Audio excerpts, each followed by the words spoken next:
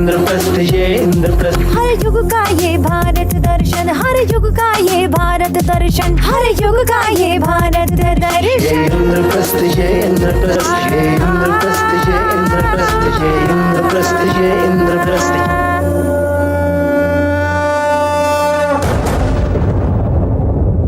Welcome to Indraprastha. The capital of the world's oldest, largest, and most vibrant civilization and democracy. Where eminent experts unfold the past, present, and future towards building a greater Bharat, Mahabharata. An initiative of Neera Misra's Draupadi Dream Trust, Ranjit Chaturvedi's Project Atmanirbhar. And Aryan Aditya from Crisol's Media. We are happy to welcome our speaker for today, Dr. Come Carpentier D. Gordon. Mr. Come Carpentier D. Gordon is currently a consultant with the India Foundation and is also the convener of the editorial board of the World Affairs Journal. He is an associate of the International Institute for Social and Economical Studies, Vienna, Austria, and a member of the advisory board of Paris, Berlin, Moscow.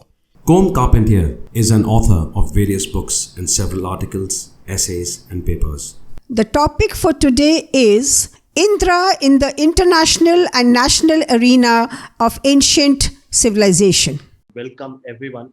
Indraprastha Talks introduce the essence of our culture in a contemporary form to our youth. I'm here to be a listener primarily today.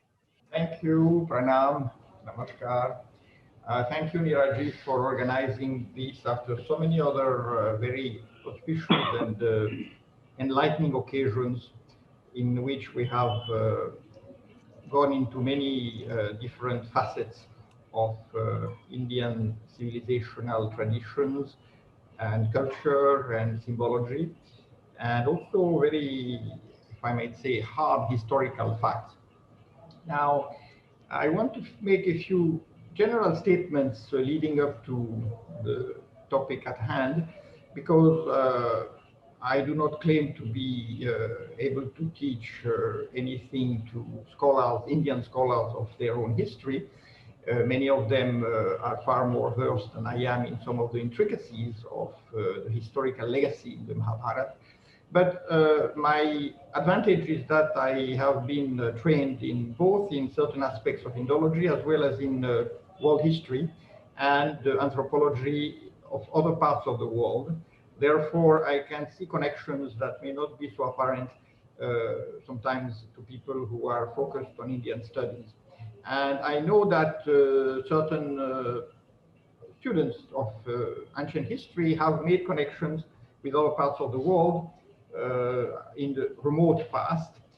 Some of them are very interesting, others are much harder to prove and sometimes can be disproven. So we should be careful, obviously, not to draw too many facile analogies which can be refuted and which can make us all look like we are not very scientific. You know, I am referring to certain things that P.N. Oak wrote about, which are highly controversial. So the idea is not to just find immediate and obvious connections with everything, but to single out the very interesting ones, which can actually be proven. And this, as we shall see, is particularly true of the lore that surrounds Indraprastha. Now, there is an interesting thing which is common to all religious history. You know, history and religion are intertwined, and despite the diversity of religions, and very often their contradictions, the historical phenomenon of religion is very similar in its evolution all over the world. Religions go through a series of stages, and generally you might say that they start with what we might call the cosmic or natural state, where all the forces of nature are worshipped, and often under animal or human forms. But then eventually that religion becomes somehow remote for people, and it happens that great figures, prophets, sages, rishis, come, and they are eventually or gradually connected to the underlying divine energies. So they become very often the new gods. And as a result, some of the old gods including Indra, are gradually neglected. And even Brahma, who was the creator of the universe, no longer is worshipped except in 3 temples in India. And many other Vedic gods have become figures of mythology more than figures of actual worship. So that is a natural process, which we could already notice at the time when Gautama Buddha came on the scene. And it has happened all over the world. So it's not unique to India. Now, it happens that there are 2 ways to interpret the phenomenon. There is what you might call the anthropological interpretation, which is called evemeristic, which assumes that very great figures came on earth as human beings and became gods in the popular belief. Of course, for people who follow that interpretation, Lord Ram was a king and a hero, and then he became a god since he was the avatar of Vishnu. And the same can be said about Shri Krishna and about a number of other figures who gradually eclipsed the ancient forms of divinity. So that is something which, I cannot cite a better example than Christianity, where people who followed the traditional Greek, Roman religions of the Mediterranean, and those who followed the old Semitic Jewish creed, eventually many of them saw Christ as not only the Son of God, but God himself, even though he was still a historical figure who had been born and who had died. So you can see the parallels here, that the old God of the Bible and the gods of the Greeks gradually were subsumed into the figure of Jesus. For example, Jesus in his initial representations were shown as Apollo, the sun god. And it's only later that you found the god with a beard, or rather the figure with a beard and long hair, but originally he was the sun god.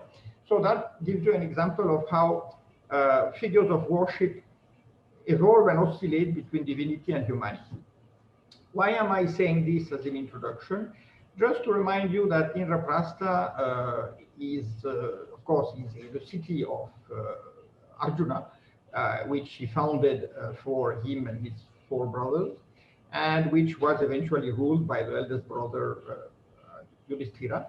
And therefore, Yudhishthira being the incarnation of Dharma, Indraprastha became the seat of Dharma, the central city of the 5 of the Pandavas.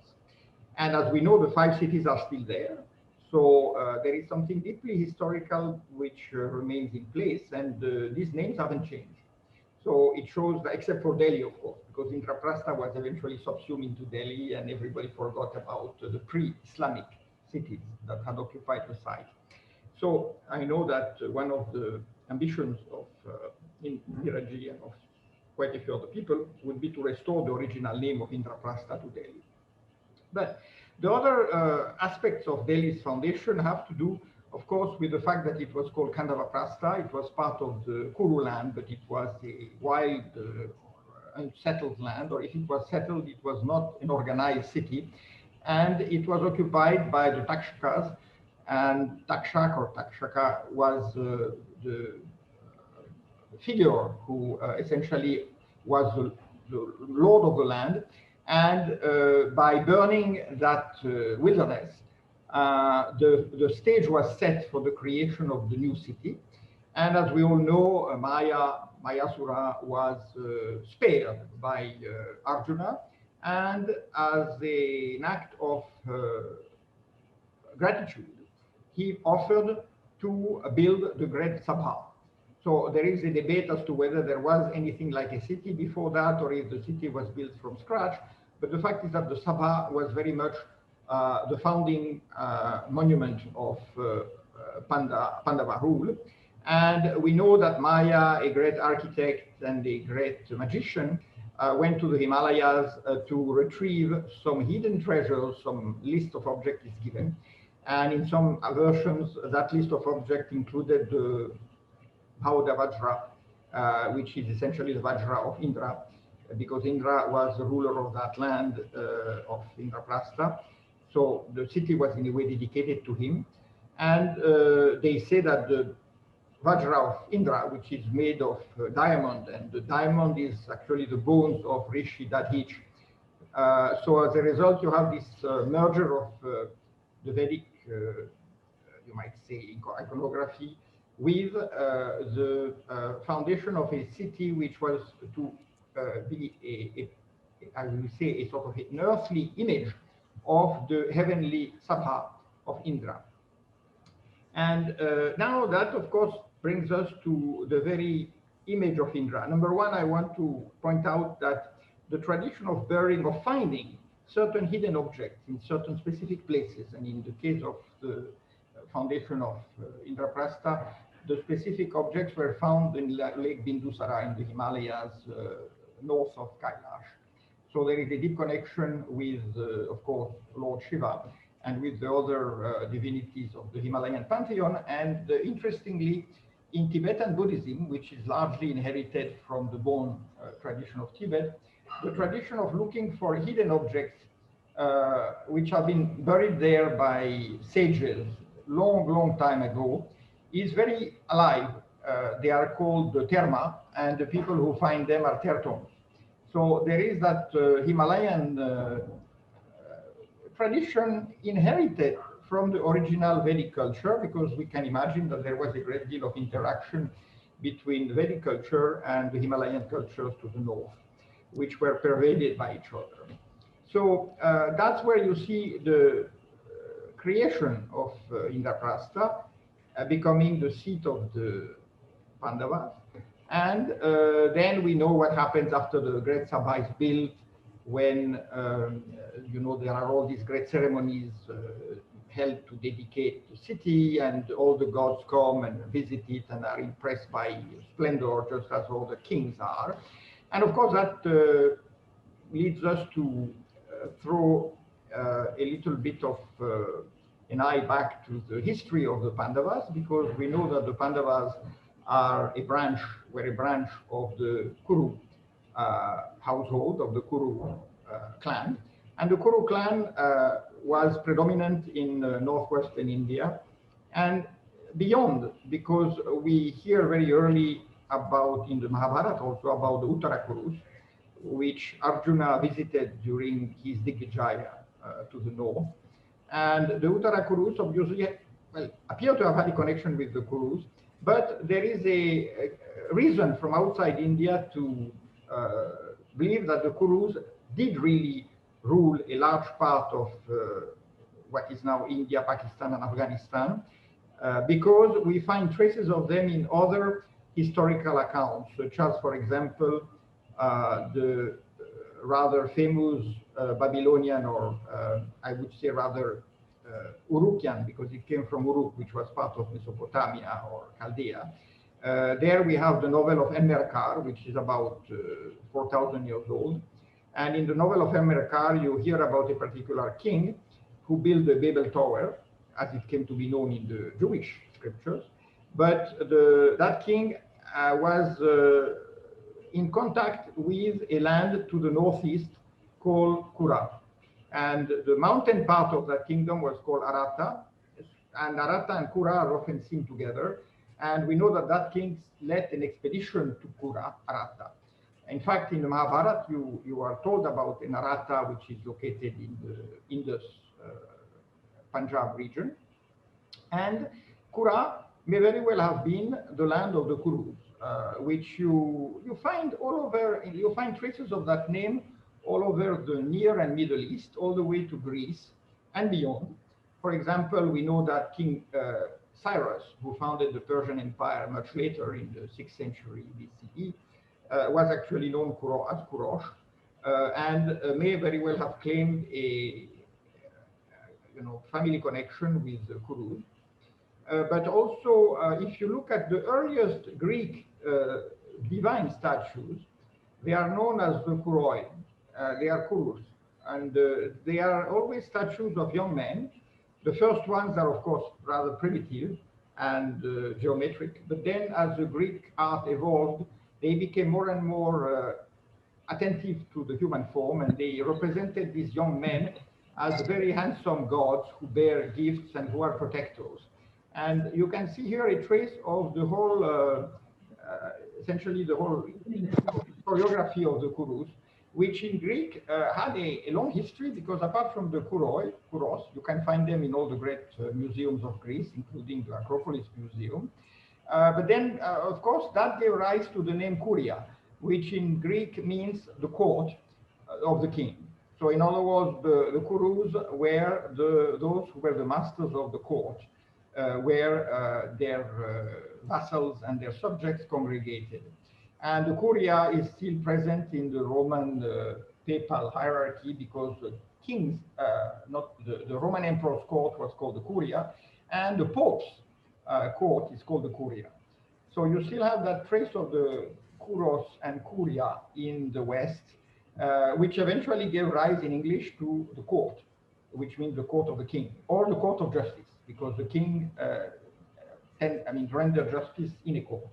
So you can see here the deep penetration of what is conventionally known as the Indo-European heritage, which reached all the way to Central Asia, Russia, Eastern and Western Europe, Ireland.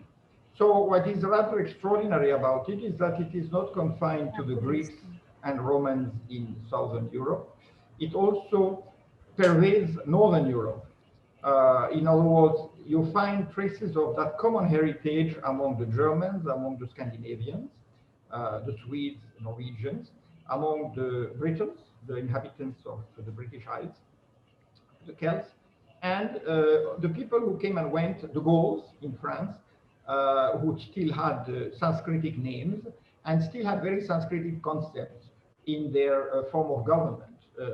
For example, the central tribe of the Gauls was called, the Romans called them the Viturigi, but in fact, if you go back to the original Gaulish or Celtic name, it was the Vasturaj, so the king of the land. And as a matter of fact, they were known as the kings of the world. And they did conquer a lot of land. They went all the way to Rome before Rome became an empire, when Rome was still a tiny republic. And they actually conquered Rome and plundered it, and they practically destroyed it. So you have that evidence that Indo-European people speaking Sanskritic-derived languages were very much present all over the Eurasian continent. We all know about the penetration of Indian religion, culture, mythology in Southeast Asia and in East Asia, China and Japan, Korea. But we are less aware of their penetration across Iran and Central Asia, all the way to Europe. And as I said before, even the Celts, where you find the images of Narada, called Nuada, and the Tara, the capital city, and so many other symbols. Tara, by the way, is symbolized by the stone, the Fianafjal, which is actually a lingam in shape. And then you have all those different, the names have remained the same. For example, the whole esoteric lore of secret power and magical gifts in Old Irish is called Sidhe. So they haven't changed that, and they kept that all along. So to give that background is to show the relevance of the concept of Indraprastha as an imperial city, even outside India. And in one of the writings that I did for a publication that Neera Mishra got together, I mentioned that particular reference to Prastha, which is the sort of generally flat land where the king builds his city and where he also has the fields that enable him to feed the population. So the Prasta, which became Pratum in Latin, and which gave rise to the oldest city of Greece called Platea, which originally was known as Plataea. So again, you find Prasta in a different, slightly different pronunciation. So you can see that this is a very present concept, and Indraprastha, being the land of Indra, under the protection of Indra, is obviously you might say, the imperial capital of India, which took away the supremacy of Hastinapura. And that in itself seems to have universalized the kingdom of the Kurus under the Pandavas into something much bigger, much larger, which became almost a pan-Indian empire, as far as we can tell. Of course, the pan-Indian empire was highly affected by the war, which devastated a lot of lands and killed a lot of people. But still, that tradition of having a very widespread empire centered in Indraprastha survived the centuries, because we find almost all dynasties trying to conquer Delhi and build their empire around it, because owning that particular piece of land was seen as the symbol of legitimacy as far as supremacy over, Bharat, Aryabharta, as you wish to call it. It can be, it can be sort of symbolized by that. So this leads us to the fact that it would, of course, be very important to revive that heritage in name and deed by giving Delhi, the name Indraprastha as well. Actually, India is also known as Bharat in the constitution. So there is no reason why Delhi could not be known also as Indraprastha, to give people a choice. If some of them are not comfortable for any reason, it can still be known as Delhi Indraprastha. And by the way, as our friend Conrad Elst has very perceptively argued in a recent article, this is also a very secular concept, because Indra is no longer an object of worship for a particular religion. It is actually a symbol of the father god, of the god of the sky and of thunder.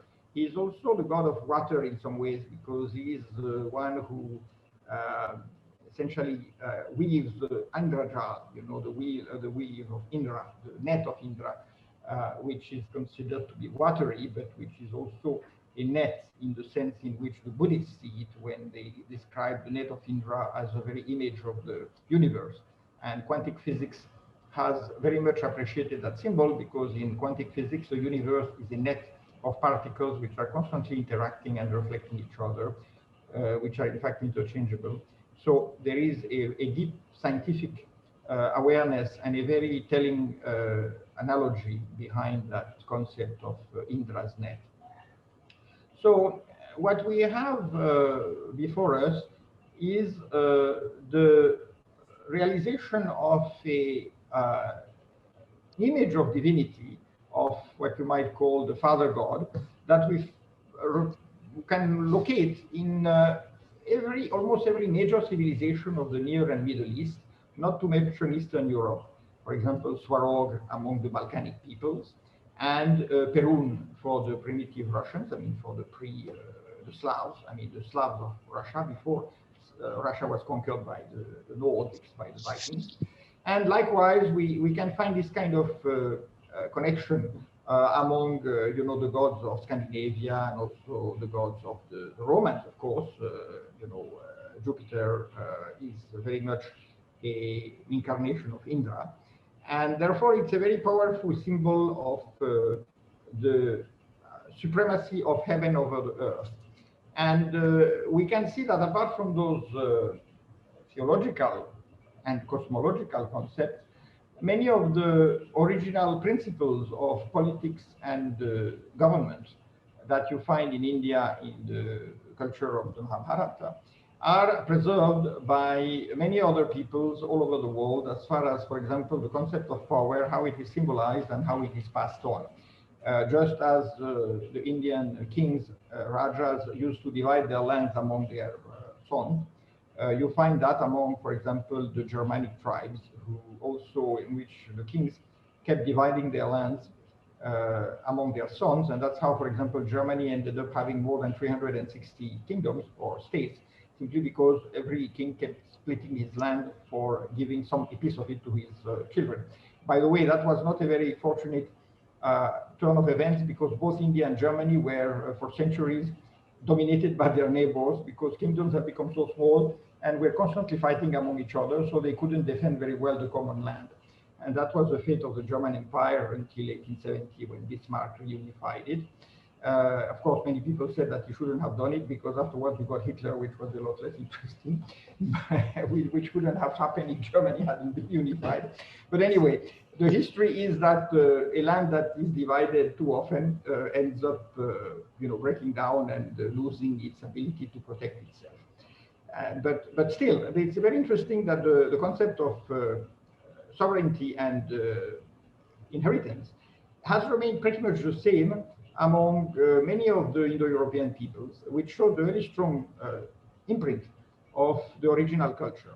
Now, this, as we all know, still meets with a lot of resistance in many parts of the world, in the West and elsewhere, because you say you are being a Hindu chauvinist and you try to bring everything back to India. And of course, other people have their pride too, so they love to say, no, no, we are also the source, because we have this great culture and our ancestors were amazing. But it's a much bigger vision that we have to have and pass on. It's not a matter of simply one country taking over all others. It's more of a matter of a very powerful common culture, which originally seems to have been centered in the subcontinent and which spread out through the routes of migrations, provoked partly by climate and partly by human factors, which led to this sharing of many common traits. I mean, when the Roman historian Tacitus tells you that the Germans had Indian priests, somehow the Western historians tend to have ignored that, saying, well, that didn't make any sense. How could Indians have gone all the way there? But then you understand why the Germans said they were descended from Twistir, which they called Twisto, or at least the Romans called it Twisto, and that Twistir's son was Manus, and that he was the ancestor of the Germans, so Manu. So these kind of things cannot be invented. There are a number of coincidences that can be fortuitous. People can come up. Received from Conby2. They can come up with the same ideas and the same images simply because these images and ideas are fairly easy to come to. But in some cases, there are so many coincidences that there is more than that. There is an actual communication, there is an actual transfer of information. And that explains a lot about the history of the world, which is why the Germans, right from the beginning of let's say the late 18th century, became convinced that they were very closely related to India. Originally, they thought they had come from India, and then that didn't sound very fashionable because India was being conquered. So the Indians were seen as the more and more subject people. So the Germans preferred to believe that they actually were the original Indians, Indo-Europeans, and that some of them had gone to India and spawned there a lot of the Indian civilization. It was much more flattering to them, which many other people have done. The Ukrainians tell you that they are the land where Indo-European civilization was born. And the Russians tend to say the same thing, and quite a few other lands make the same claims. So it's inevitable. There is an element of political, egocentrism that goes into that. But if we look at the facts, and if we study the epigraphic, the archaeological, and other evidence, I think we can come more and more to an understanding of what really happened. And I do agree that all attempts by astronomers to find exact dates for things have always run into problems, because a lot of different astronomers or archaeoastronomers are convinced that they got the right dates. And the more precise they are, the more controversial they are, because, they all have very good data, except when you look at the data interpreted by another one, you realize that these data are not necessarily caged. So you have to keep some element of skepticism and openness about it. And I don't think, by the way, precise dates are so essential in ancient history. They may be very important when you talk about events that took place in the last 200 years. But if you are going back thousands of years, an approximate period is good enough, because it's not as if the fact that it was a Wednesday and not a Friday will change a lot to anything. And so I think we should avoid not getting stuck on dates which expose us to the criticism that we are just being unscientific, and that we are too dogmatic, and that we just impose theories and believe them to be facts. So I think that we have to keep our ability to discuss these things and listen to various theories and offer a range of options, which still are not entirely contradictory with each other, but which come within a certain frame of reference. And as far as I am concerned, I think that the more archaeological discoveries are made in India and elsewhere, the clearer the evolutionary picture we get, and the more likely we will be to understand exactly what happened more or less when. I think excavations in the Indraprastha area and in other parts of Greater Delhi are very important, just as they should be pursued in the other four prasthas, Bhakprastha, Soniprastha, Paniprastha, and the Tilaprastha. Which obviously it's not easy, because there is a lot of construction, and it's not easy to dig under people's houses or properties. So there is a limit to what you can do. But hopefully some new finds like the Sanoli chariot will be made, which will clarify the situation. And I think that's about all I wanted to say in this brief overview, because there is so much more that could be added, but I think that essentially encapsulates some important facts about the connection of Delhi to Indra and the connection of Indra to world mythology and history. One last historical connection which I like to make is that Indra gave rise to the word, in Greek word, in andros, which means the man, the man in the superior sense of the term, the male. And andros in turn evolved into, in India you have Devendra, Hitendra, Surendra, Mahendra. But in the West we have Saint Andrew, who is Saint Andros. And Saint Andros is shown to be crucified, because many of the original saints had to be crucified to keep up with Jesus. And he's crucified on a cross, which is the Vajra cross, which means it is a cross which is in which the two arms are actually oblique and are intersecting, but they are equal. They are not, it's not the standing cross, it is, if you like, the line cross.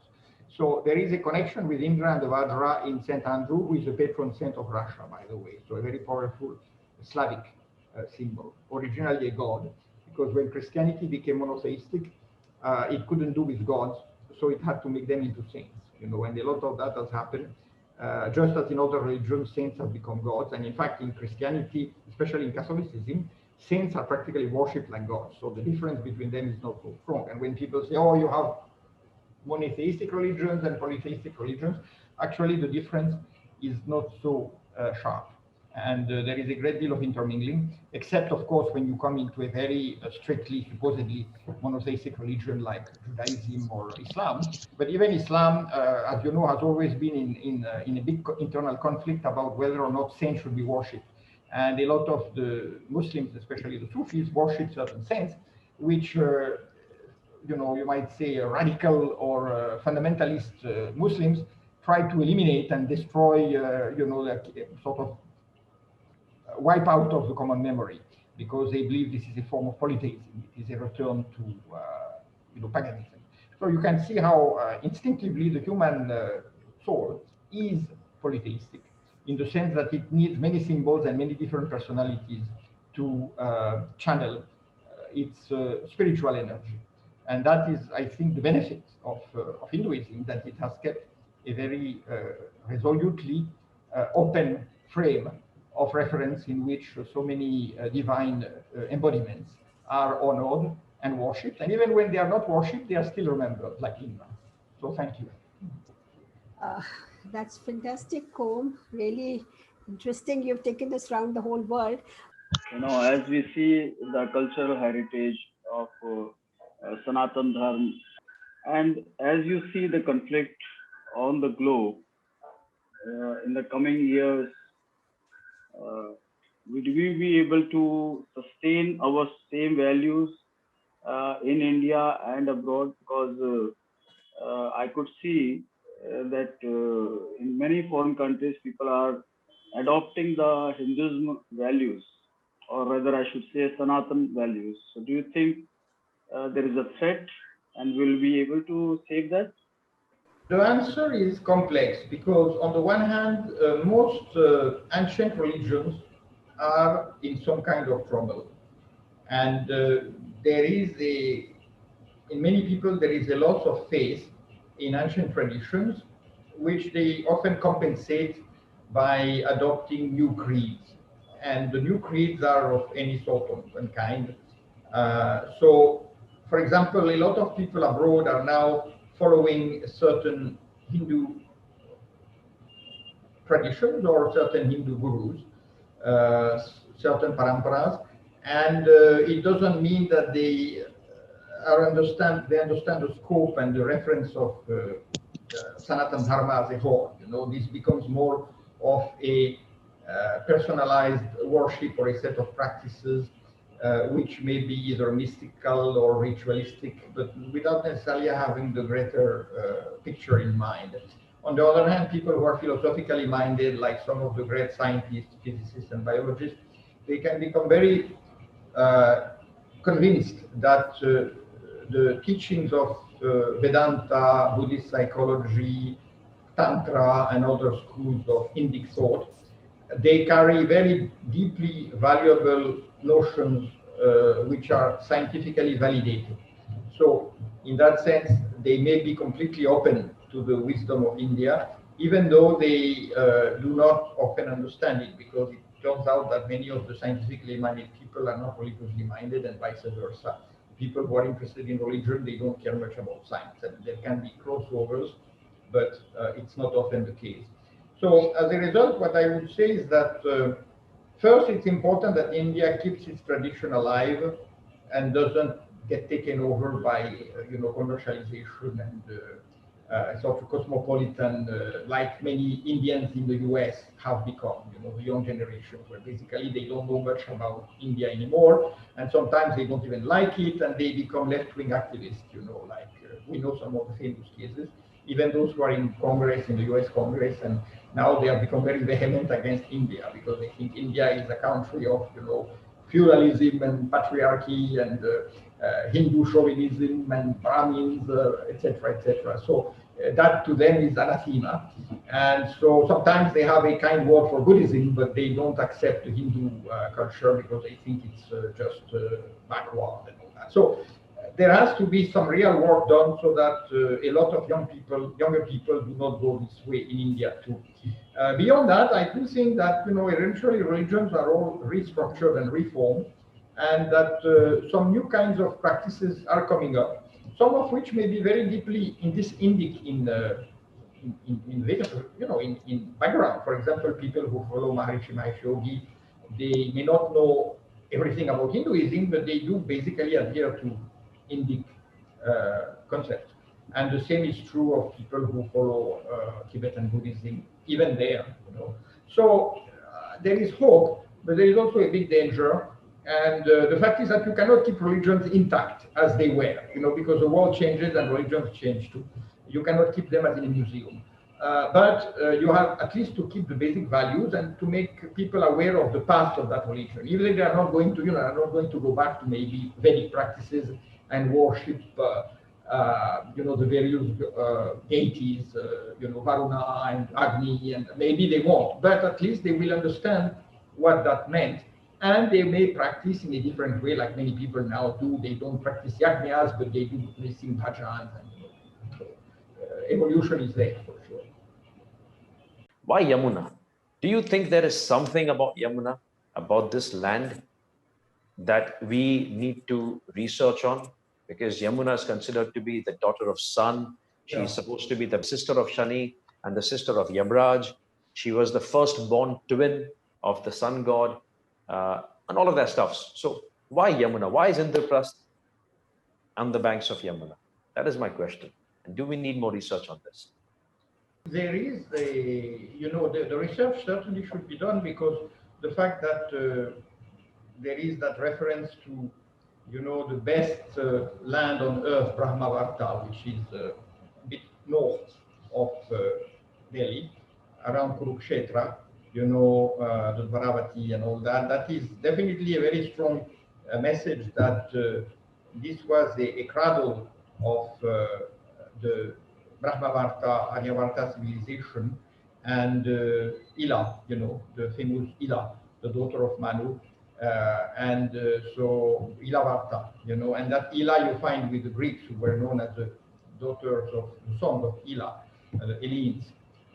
And so that is in itself an indication that there is a very deep and ancestral connection. So obviously the rivers, we all know that these rivers have all played a very critical role, and clearly Yamuna is a center between between the Ganga and the rivers of the Punjab.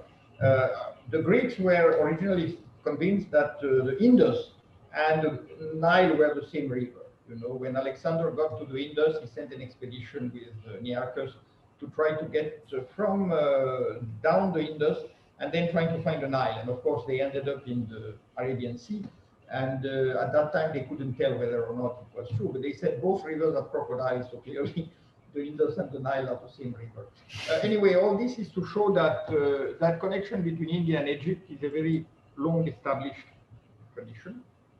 And I'm sure that, there are large numbers of mysteries to be still unveiled in that region. And so I'm sure there will be lots of very interesting finds around the Yamuna as well. One of the problems with, of course, India is that it's highly populated. So, as I said, you cannot easily discover all things because either they have been destroyed or they have been buried under many feet of land, of soil, or they are just under land, under cultivated fields and houses, and then how do you get there? But I'm sure there is so much to be found. My other question is, do you think that we have reached a point where we have to again go back to worshipping these natural elements, these natural forces, which we used to do? Like you said, it began from nature and then it eventually came down to humans or human form. Yeah, I'm not sure. In a way, in many cases we do, even without fully recognizing it. But it's true that it makes a lot of sense, especially in this time of ecological crisis and collapse. It makes a lot of sense to emphasize the divinity of natural forces, elements, whether they are animals, plants, rivers, mountains, every aspect of the ecosystem. Because otherwise our industrial civilization has wiped out a lot of that wealth, of that sacredness by saying, well, it's all to be exploited, it's all there for us to make money and to satisfy our needs. So that has to change, and I don't know if we can bring people back to actual worship of nature. Some people do it and are very happy to do it. Others may not find it so easy because they have been brought up in a different way. But then again, what is worship? Worship is a form of honoring and taking care of. So if you want to work to really protect animals and rivers, oceans, mountains, forests, you almost have to worship them. It's because you become their custodian, so they become your and you cannot exploit them just like property. It has to have an element of sacredness. I'm sure that people eventually always want human forms. It's very telling how, however much you try to be uniconic, in the sense, however much you try to have a religion that has no images, people will still be looking for images, because they need it. There is a part of us which needs an image, and the image often has to be as human as possible, because that's what makes us connect. It's much harder to find spiritual connection with a mountain, or for most people. Most people want to have a spiritual connection with Lord Ram or Shri Krishna or Jesus or any saint or so. There is to be a balance. I think once again what we have to avoid is monotheistic fanaticism. Essentially realize that there are lots of worship, forms of worship, and there are many elements and creatures to be worshipped. Shouldn't we have a very strong compulsory chapter in our history curriculum which talks about how to approach history and how to evaluate history and how to evaluate the information that you receive? And I'm talking about just not in Indian level, in global level, so that every human being, they truly understand the essence of history, the reality of history, and try to merge it in a global level. Is it possible for all of us globally to establish an organization which truly brings the facts of history? Because every country, they have their own narratives. Global organization which can say, okay, this is global history is all about. The idea of creating a sort of a global common, I'll start with the second question. History is not easy to implement, even though it sounds very sensible, because let's face it, history is a narrative which is used by political powers to build a certain image of their own societies. So if you tell them we are going to write something which is going to be acceptable to all, they probably won't react very kindly to it, or at least they will not show a lot of enthusiasm, because they say, well, we can write, we have our own history and we know how to present it to our people. So shouldn't we make this a compulsory subject, a part of history itself in the beginning? Our curriculum? Certainly.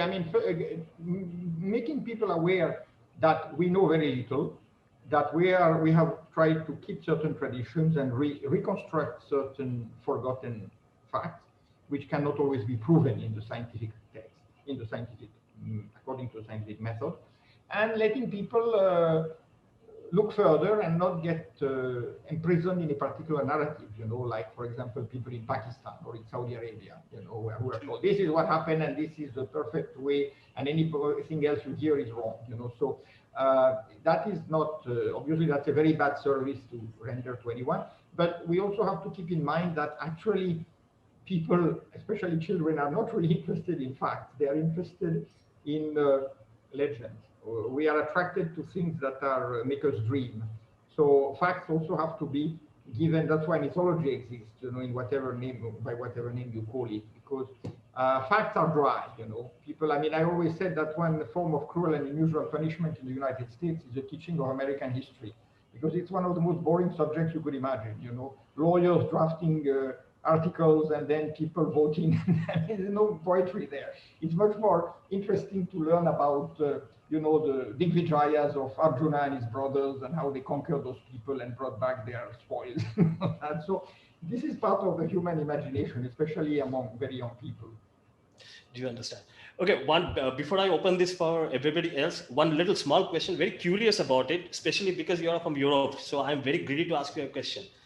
What is the perception among common people in Europe about Indian culture and history in today's date? It's very diverse. You cannot have a common standard, because people now, they have much more access. I mean, in the past, we used to learn a few pages of history in childhood about India, so we knew they had great kings, including the Mughals, and they had a very ancient history, and they had elephants and great temples and wonderful palaces, and there were Maharajas who were very lavish. And then, they became independent in 1947. That was pretty much it. And India was a sort of a, poor country, but it was struggling to become more modern and all that. So that's pretty much what most people were taught in school. Now, of course, they can go on the internet, they can find million books, and also people have very diverse views. But by and large, unfortunately, the mainstream media tends to mold people's perception. And right now, many people, especially in Europe and the United States, and I don't say that it's necessarily the majority, but at least they are the people who are more likely to give you an opinion. They will tell you, oh yeah, but India has so many problems, and now they have a neo-fascist government which is Hindu nationalist, and they are persecuting the Muslims. And that is the idea that has been spread by a lot of the media and a lot of the so-called left-wing liberal intellectuals. So people tend to read that in the newspapers, and they say, yeah, there are riots, and the Muslims are not feeling secure, and they are trying to promote Hinduism. And that, among many people in Europe, is a bit suspicious, because most people are still subconsciously brought up in this monotheistic or secular vision. So anything that's religious and on top of that polytheistic is seen as a very dangerous thing.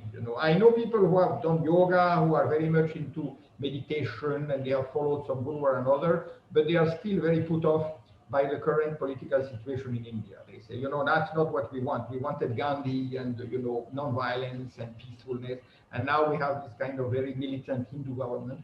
So that's the kind of image they have been given. So that is probably now the predominant image, which is, of course, not very fortunate, but that's the way it is. Do you think the awareness about history is much more in India among youth than in the West, maybe US or Europe? You mean of Indian history or world history? The world history. I'm talking about history, the subject history itself. Well, I don't think, to my knowledge, except for some maybe relatively elite colleges, I don't see there is much interest or knowledge of world history in India. I don't feel that way. Of course, there are individual students who are very keen, but by and large, I don't think it's a very, it's a subject of great interest, because people are. I think you have to come again. Come, I'm sorry to interrupt. I think you have to come again, because you had a little technical interruption. We could not get the session properly. No, in one sentence, I just thought that for many people here as students, there are so many other priorities, because basically studies is about getting a good job and getting the right notes, the right marks. And I don't think history is seen as a priority. So most people would not find it very interesting. they may know a few things, but by and large, not very much. In fact, I must say, I'm surprised about some of my relatively, upper class friends who went to the best colleges, and they can barely tell apart Napoleon from Mussolini. They have very scanty notions of history, even in India. But when it comes to foreign history, then it's really poor. Because obviously they haven't been given a lot of focus. They haven't been taught a lot about history, or if they were taught something, they promptly forgot it because it wasn't of use to them. And they needed any kind of trade to make good in life, and history was just an intellectual pastime. There was nothing else. I completely agree with you. When you said that history is not a priority, that's exactly what we are aiming at. If you don't keep something in priority, never try to explore. So some or other way, we are trying to inspire this subject becomes a little more priority among youth. So that's the attempt we have here. Now I open this session completely to people. I think Anil Gupta ji, Jijit may have questions, I think. Yeah. Thank you so much for... Thank you for inviting me. Great pleasure. Bye-bye. Good evening.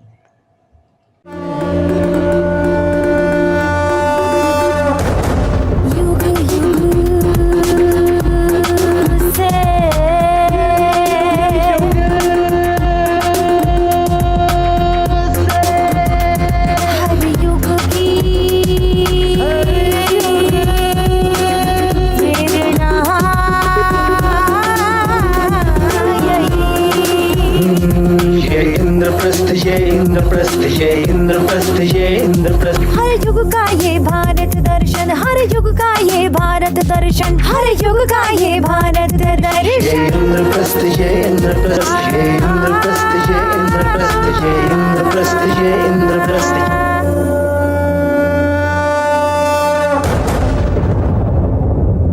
Welcome to Indraprastha, the capital of the world's oldest, largest, and most vibrant civilization and democracy, where eminent experts unfold the past, present, and future towards building a greater Bharat, Mahabharata. An initiative of Neera Misra's Draupadi Dream Trust, Ranjit Chaturvedi's Project Atmanirbhar, and Aryan Aditya from Crisol's Media.